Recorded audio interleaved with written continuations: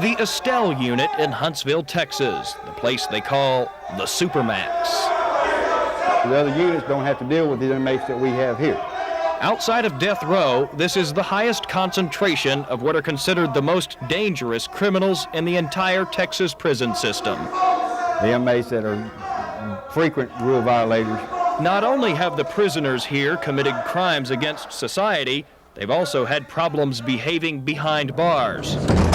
You have to worry about yourself, worry about what the inmates can do to you, what the inmates can do to themselves, what they can do to each other. Some, like San Antonian Fred Bettis, have been involved with prison gangs. Once you're in prison, you're running with gang members, you become strong.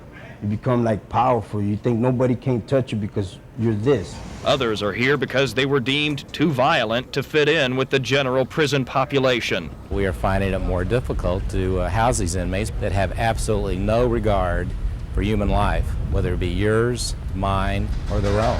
It's a class of convicts like the corrections system has never seen. This isn't your father's prison system. That's because, on average, prisoners are being given longer sentences, and early parole is no longer routine. The Texas legislature has certainly toughened our sentencing laws. But the result is that an alarming number of inmates are becoming hardened inside the lockup. We're getting in younger inmates.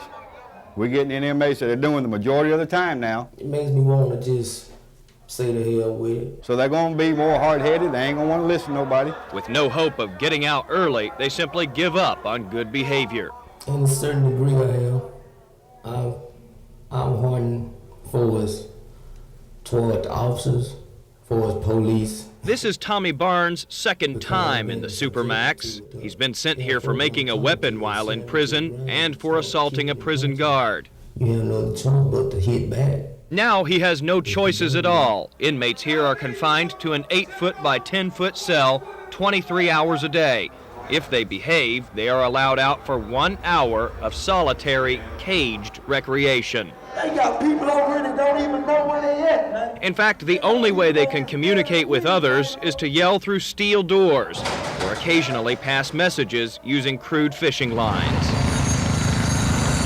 So most of them have no way of knowing that on the outside, the state is building 4 more Supermax units to handle the growing number of problem prisoners. We expect our inmates to follow the rules, to do what they are told to do. And if they don't, the state warns it will no longer be a case of waiting for an occasional vacancy at the Estelle Supermax, that there will now be more space to handle more unruly inmates. I think the message has been communicated loud and clear that we're not going to tolerate disruptive behavior in the Texas prison system. Jason Wheeler, KENS 5, Eyewitness News.